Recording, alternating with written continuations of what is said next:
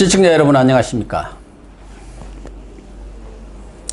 시청자 여러분, 문재인 대통령이 지난해 6.13 지방선거에서 현재 가장 논란이 되고 있는 울산시장 선거에 개입을 하는 것으로 이렇게 시사하는 결정적 문건이 나왔습니다.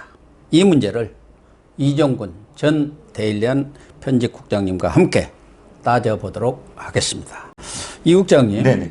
지금 오늘 아침 조간에 일제히 보도된 것을 보면은 뭐 보도가 안 된 신문도 있습니다만은 검찰발 기사로 나온 것은 그동안에는 울산시장 선거 개입 사건에서 청와대가 컨트롤 타워랄까 이런 사령탑 역할을 했다는 정황 증거들은 많이 나왔지만 그렇죠.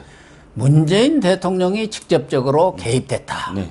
이런 어떤 문건은 나온 적이 없거든요. 네, 그렇습니다. 근데 지금 그 문건이 나왔다는 보도가 나온 거 아닙니까? 그러면 문제가 좀 심각해지는 거 아닌가요? 네, 그렇습니다. 지금까지 이제 그 김기현 울산시장 사건이나 유재수 부시장, 전 부산 부시장 사건, 이 두 사건과 관련해서 계속 주어는 청와대였습니다. 그렇죠. 청와대. 그리고 청와대 안에서 백원우 비서관이 무엇을 했다. 이 얘기가 나오고, 그 다음에 백원우 비서관이 그렇다면 조국이 했느냐, 위가 조국이냐, 그래서 조국, 전 수석이 이제 검찰에 나오지 않았었습니까? 그런데 중요한 건 윗선이 개입했다라는 문건, 윗선이 누구냐라고 밝혀진 문건이 처음으로 나왔다는 거예요. 그게 어떻게 나온 거죠, 지금? 그게 지금 그 송경제 부시장 있지 않습니까?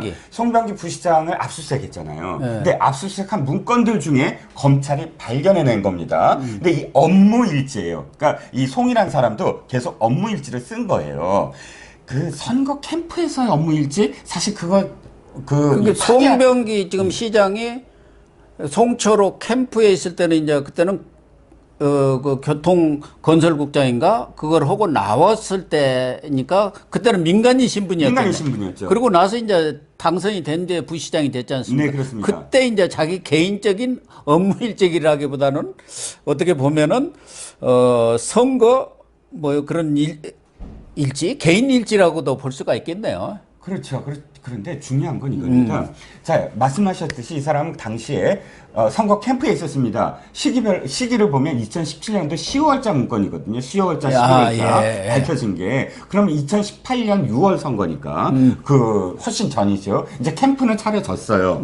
예비 후보 등록도 안 된 시점에서 사실 그 큰 캠프는 아니었을 겁니다. 공업탑 기획위원회라는 것이 차려졌더구만요. 거기 울산시에 무슨 큰 공업탑이 있는 그 공업진역이니까 그래서 그것을 앞에 이름 넣어갖고 기획위원회 갖고 소위 말해서 사전 캠프 문재인 대통령의 광흥창팀 비슷한 것이 만들어진 것 같아요. 그러니까 무슨 거대한 어떤 캠프라기보다는 말씀하셨듯이 이제 사전 작업으로 그런 거 많지 않습니까? 연구소라는 이름과 위원회라는 이름으로 몇 명 모여서 이제 앞으로 뭐 하자, 어떻게 하자라고 이제 그 전략을 구상하는 건데 문제는 이겁니다. 굉장히 이 사람이 그 정호성 그 비서관 같아요. 왜냐하면 이런 문건 파기해야 되거든요. 근데 문건을 작성을 하는데 그 문건에 이런 내용이 있습니다. 잘 들어보세요. 2017년 10월 13일자 문건입니다.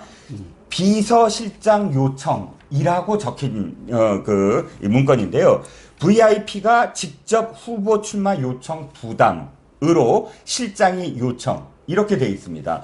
그러면 우리가 보통 정치에서 VIP 그러면 대통령이잖아요. 대통령이죠. 네네. 그리고 직접 후보 출마 요청이 부담된다. 그런데 가로 열고 면목 없음 이렇게 써져 있어요. 즉 VIP가 면목이 없어서 실장이 요청했다 이거예요. 그럼 비서실장이 누구였죠? 임종석 실장입니다. 왜 면목이 없다고 했을까요? 지금 그건 이렇게 유추할 수가 있어요. 8차례나 지금 나왔잖아요. 그런데 당시 문재인 대표 시절에 안 나가겠다는 사람을 붙잡고, 그러니까 난 이제 출마 더 이상 안 해. 그러니까 7번째 때 그랬어요. 이제 출마 안 해. 그러고 이사 갈 거야. 그러고 이사 가는데 그때 사람을 시켜서 잠깐 나 좀 만나 하고 문재인 당대표가 그래 놓고서 말린 거예요. 나가라. 그런데 그래놓고 또 한 번 나가라고 하는 거 아니에요.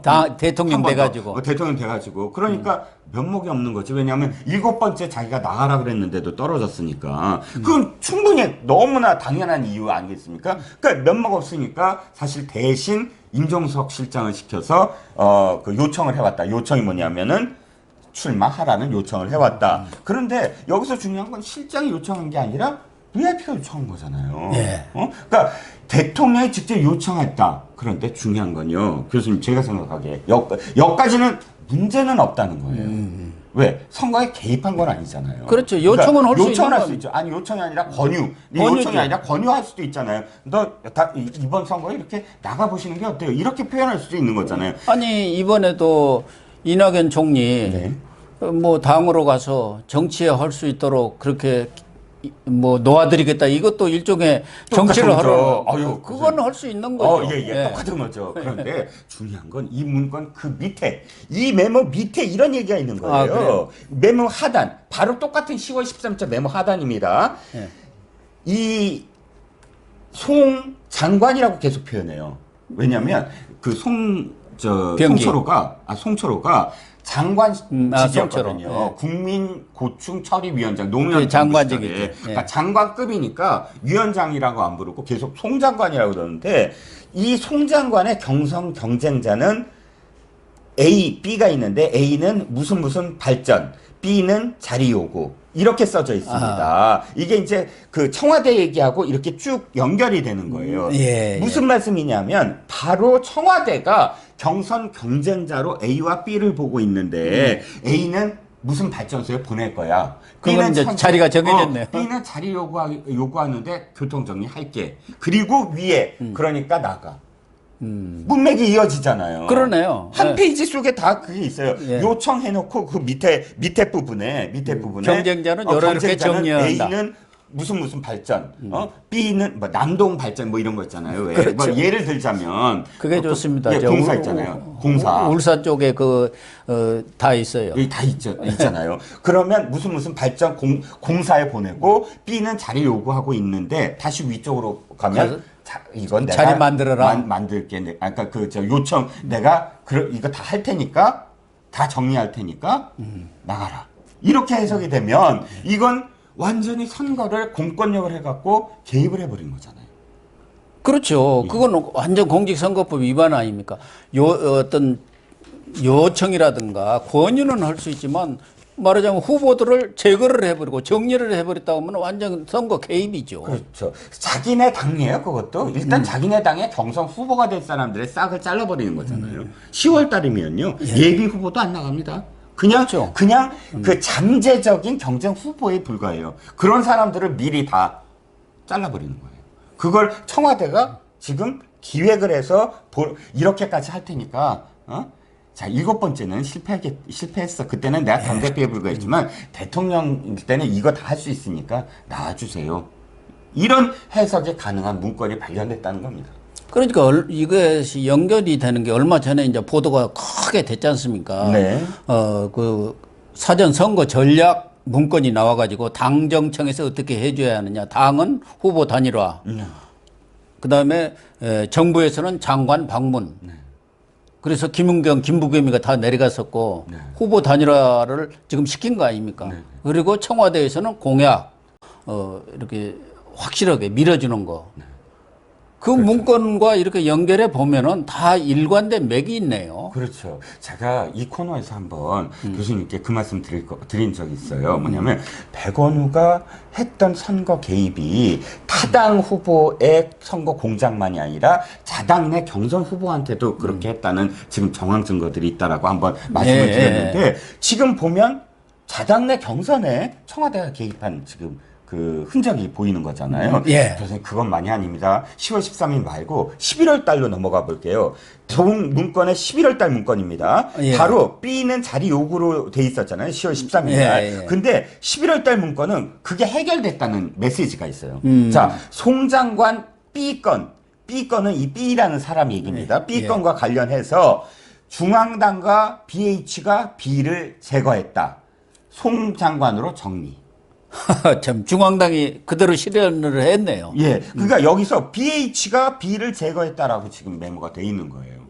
아주 그러니까 처음에 우리가 잘 이렇게 저기 정리할 테니까 나와라. 그 다음에 며칠 후, 그러니까 그 다음 달에는 자 BH가 청와대가 정리했어. 예. 이렇게 지금 명문화돼 있다는 겁니다. 어마어마한 얘기죠 이게. 거기 뭐 지금 보도된 내용으로는 조국도 또 관련이 돼 있다고 나와 있더라고요. 그러게요. 그건 또 무슨 얘기입니까? 11월 9일자입니다. 예. 똑같은 문건에 지금 연결되는 건데요. 예. 민주당의 C 의원이 발언을 했답니다. 근데 그 발언 내용을 소개를 하는데 B가 움직일 카드 있다고, B를 움직일 카드가 있다고 조국 수석이 얘기했다라는 겁니다. 즉 조국이라는 사람이 당시에 민정수석이었는데 이 민정수석이 B가 누구죠? 아까 계속 나오고 있죠. 송철호의 잠재 경쟁자, 즉 잠재 경쟁자를 움직일 카드가 있다고 조국이 얘기했다라고 지금 적시가 돼 있는 겁니다. 다시 말씀드리면 백원우의 윗선이 누구냐, 백원우가 다 했느냐, 조국은 몰랐느냐, 이런 얘기가 지금 계속 한 달 뭐 수주가 하나 걸쳐서 얘기가 됐는데 여기에 이 내용에 의하면 수석이 직접 B를 움직일 카드가 있다. 즉 선거를 경선부터 개입하고 있다. 그러니까 움직일 카드라는 게 B에 대한 거기는 사정기관 아닙니까? 아, 그럼요. 감찰기관이죠. 민정수석이니까. 그러니까 무슨 비리 같은 것이 있으니까 그걸 근거로 해서 야, 너 이런 거 수석에서 하면은 꼼짝 못 하는 거 아니에요? 당연히. 그래가지고 B가 사라져버렸다는 거 아닙니까? 예. 거기서. 예. 지금도 이 지역위원장 꿈도 못 꾸고 있다는 거예요. 지금 그러니까 그 카드인 것 같아요. 예. 그러면은 조국도 직접 개입한 거 아닙니까? 뭐 그렇죠. 본인이 했던 누구를 시켜서 했던 자기가 한 거죠. 교수님, 저 하나만 여쭤볼게요. 선거 개입이요. 타당의 무슨 공작만 선거 개입이니까 자당 경선 후보들 이렇게 이게 주저앉힌 건 경선 개입 아닙니까? 개입이고 박근혜 대통령이 왜 지금 전 대통령이 2년간 공직선거법 위반으로 실형을 선고받았죠? 바로 그거 아닙니까? 청와대에서 여론조사했고 자기들 친박 세력들을 심기 위해서 이렇게 공천에 개입한 거. 그것 때문에 공직선거법 위반으로 2년간 실형을 선고받았죠. 똑같은 그렇죠. 거죠. 그렇다 한다면은 이 경우는 정말 큰 사건으로 번질 수도 있는 사안 아닙니까? 그렇죠. 과거 노무현 대통령은 누구 좀 도와달라, 어디 당 도와달라 해갖고 탄핵이 들어간 거예요. 그냥 도와달라고만 했는데 예. 선거 개입이라고 그래서 탄핵 소추가 됐잖아요. 예. 네. 그런데 그러니까 이게 공무원의 선거 개입 의무 위반이잖아요. 예. 그렇죠? 그러면 지금 대통령이 이렇게 직접적으로 연결이 됐다 그러면 이것도 역시 노무현 대통령과 때와 다를 게 없이 그냥 말만이 아니라 실질적으로 이게 이 대통령의 권한을 갖고 민정수석에게 지시를 내렸다? 이것도 지금 유추가 가능하지 않겠습니까? 예. 지금 박근혜 전 대통령도 가장 결정적인 증거가 안종범 경제수석의 그 수첩입니다. 수첩. 네. 업무 수첩. 네. 그 사람이 이제 경제수석 때 다 이런 지시사항 뭐 한 것이 다 나온 거 아닙니까? 이 송병기 수첩이 어떻게 보면은 이 정권의 발목을 잡을 수 있는 큰 도화선이 될 것도 같네요. 저는 교수님 말씀하셨던 게 딱 마음에 닿는 게 이 국면이 달라지는 것 같아요. 그러니까 백원우로 시작된 이 국면 이전에 조국 국면과 뭐가 다르냐면 조국 국면에서는 검찰이 뭔가 약간 그래도 쫓기는 느낌이 있었어요. 예. 검찰이 예. 여론에도 쫓기고. 근데 지금 국면은 굉장히 검찰이 탄탄한 증언과 또는 증거가 있다라고 느껴지는 게 아까도 지난번에도 말씀드렸지만 그 쟁쟁하던 사람들이 바로바로 소환에 응해서 얘기하고 또 조국이 입을 열었다는 거 아니에요. 지금까지 묵비권을 행사하다가 입을 열었는데 입을 연 것도 사실 자기가 입을 열었으면 그냥 뭐 조용히 있을 것이지 변호사를 통해서 검찰에서 내가 얘기했어 라고까지 지금 얘기를 하잖아요. 이 모든 것들은 제가 느끼기에는 검찰이 이니셔티브를 잡고 있다. 검찰의 이니셔티브는 바로 이런 문건들. 특히나 이 문건은 찔끔 나왔어요. 이것만 있겠습니까? 이 사람이 그러니까. 이거 안 버렸어요. 보니까 안 버렸다면 이 이후에 저는 더 관심 있는 게 1월 달이에요. 1월 달은 무슨 거냐면 장관들 직접 찾아가고 뭐 또 균형가치 발전 비서관 만나고 이런 사회정책 비서관 그런 사람들도 사회정책 비서관도 만나고 공약 만들고 그랬죠. 그게 1월 달에 집중돼 있잖아요. 저는 1월 달에 이 업무 일지에 어떤 내용들이 있었을까? 그러니까요. 그리고 지금 이랬다면 BH가 그 이후에도 계속 메시지를 전달했을 거라고요. 안 그렇겠습니까? 그러니까 균형자치 발전 비서관을 그냥 만났다 어쩌고 저쩌고 얘기하지만 구체적으로 BH가 직접적으로 이 주도적으로 나서서 자 공약 만들어 줄게 뭐 해줄게 지금 면목 없으니까요. 면목 없으니까 온갖 거 다 했다는 그런 얘기인데 그런 내용까지도 사실은 있다는 얘기 아니겠습니까? 그러니까 이 문건으로 보면은 지금까지 백원우 선에 머물러 있던 것이 조국 구체적으로 얘기가 나온 거고 메모가 나오고 메모가 조국이라고 문서가 나왔으니까요. 그 위에 임종석이가 나온 거 아닙니까? 임종석 나왔죠. 대신 VIP 대신에 전화해서 대통령이 면목이 없지만 좀 출마를 해달라고 합니다. 이렇게 전화를 했다는 거 아닙니까? 네네. 그리고 우리가 알아서 정리를 해주겠다 뭐 네. 그런 얘기 아니에요. 네네. 그렇다고 나면 조국, 임종석, 문재인까지도 올라갈 수 있는 수사의 방향이 어떤 틀이 딱 잡힌 거 아닌가? 검찰은 그림 그리잖아요. 딱. 네. 그림을 그려야지 수사가 되잖아요. 그 그림이 완성됐다. 이제 윗선은 다 밝혀졌다. 뭐 이 문건이잖아요. 청와대가 오리발 내미는 데는 선수들 아닙니까? 지난번 그 첩보 문건도 자기들은 그대로 윗사람 보기 좋게 정리만 했다는데 거기에 엄청나게 부과됐다는 게 가공을 하고 살을 붙였다는 게 다 드러났는데도 다 오리발을 내밀고 있잖아요. 하명한 적 없다. 이것도 제가 볼 때는 이럴 것 같아요. 그건 본인이 그렇게 해주면 좋겠다는 그 송병기 개인의 기대나 희망사항 적어놓은 것이지 그것이 무슨 청와대하고 문서를 주고받은 거 아니냐 이렇게 또 오리발을 내밀고 손 털어버리면 할 말도 없지 않느냐 하는 생각도 들어요. 뭐 검찰이 이런 거 밝혀내야 하는 게 검찰의 임무지만요. 네.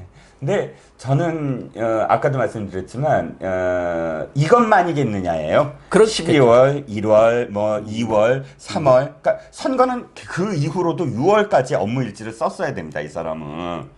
그럼 있다고 봐야겠죠. 그렇죠. 그 업무 일지 속에서 벌어진 일들과 그 다음에 BH, 그러니까 청와대의 표현대로 이 사람이 기대를 했다고 하는데 기대대로 모든 것들이 다 된 거잖아요. 그러면 그러니까. 그 이후로도 다 됐단 말이죠. 그러면 거기에 대한 연관성들이 그 표현이 없을까요? 저는 분명히 있다고 봅니다. 이게 이 청와대가 지금도 다 드러날 거짓말을 계속 하잖아요. 그 다음에 또 드러나고 거기서 또 거짓말하고. 그러니까 이것도 역시 마찬가지인데 조국 때와 또 다르다. 조국 때는 조국 일가에 대한 어떤 옹호를 했다면 청와대가 개입한 건 아니잖아요. 일가에 대한 옹호를 대신해 준 거지. 근데 이거는 청와대 자기네들 얘기라고요. 그 자기네들 얘기를 자기네들이 지금 얘기하는 건데 이렇게 이게 우리 젊은 사람들 얘기로 빼박이라고 표현하잖아요. 빼도 박도 못하는 문건이다. 윗선이 드러난 문건이다. 이렇게 표현할 수밖에 없죠. 그래서 저는 최근에 청와대하고 검찰 간에 그 첩보 문건을 놓고 윤도환이하고 계속 치고받고 이 뭐라 할까 뭐 대결이랄까 그런 양상을 보였잖아요. 그래서 이런 문건도 지금 청와대 대통령의 뜻은 윤석열 고립시키기. 윤석열을 해임했으면 좋겠지만 해임했다가는 국민들이 다 들고 일어날 것 같으니까 추미애 내려보내서 손발 잘라버리고 완전히 고립화 작전, 무력화 작전으로 가는 것에 대한 윤석열의 대반격이 아닌가 하는 또 느낌도 저는 같습니다. 왜 이게 흘러나왔느냐. 지금 청와대에서는 계속 피의사실 공표죄 이런 거 하지 말고 검사하고 수사관하고 기자하고 접촉까지도 다 못 하도록 형사사건 공개 금지 규정을 만들어 놨잖아요. 이게 지금 언론을 통해서 흘러나오는 것으로 볼 때는 검찰에서도 우리도 칼을 쥐고 있다. 우리 못 잘라. 윤석열의 청와대에 대한 경고 사인 아닌가. 충분히 그럴 수 있죠. 왜냐하면 추미애가 지금 이 내정하자마자 이런 걸 내밀었으면 바로 얘기 나왔을 겁니다. 검찰이 지금 너네 저기 하는 거지 지금 또 개기는 거지 죄송합니다. 너네 또 저기 반격하는 거지. 그런데 텀이 있었어요. 그리고 이 텀 동안 사실은 다른 이야기들이 계속 또 요 흘러나왔거든요. 근래 며칠간 15, 16일간 윤도환이 나서가지고 계속 검찰을 공격했잖아요. 그런데 딱 그런 어떤 흐름 속에서 또 하나의 카드가 딱 나와버렸다. 이거는 결정적으로 사실 이 검찰이 이건 때를 본 거다. 교수님 말씀처럼 정확하게 이걸 타이밍을 본 겁니다. 이 카드는 어떻게 언제 내놓지? 이 정도에 딱 내놓자. 뭐 이런 그리고 그 다음 카드도 언제 내놓지? 그 다음 카드도 언제 내놓지? 이게 준비가 되어 있지 않나라는 거죠. 어쨌든 뭐 지금 청와대와 검찰 간에 어떻게 보면 또 다른 진검승부가 지금 펼쳐지고 그렇습니다. 있는 거 아닌가 이렇게 보여지는데 네, 시청자 여러분 뭐 지금 이종근 국장님 여러 가지 설명들을 해 주셨는데 어쨌든 울산 선거 개입 사건은 청와대가 컨트롤 타워가 돼가지고 총괄적으로 지휘한 것이 아니냐는 의혹이 현실로 드러나고 있는 것 같습니다. 윤석열 총장이 정말 수사 의지를 굽히지 말고 끝까지 문제의 실체적 진실을 밝혀주시기를 부탁을 드리면서 오늘 방송 마치도록 하겠습니다. 감사합니다.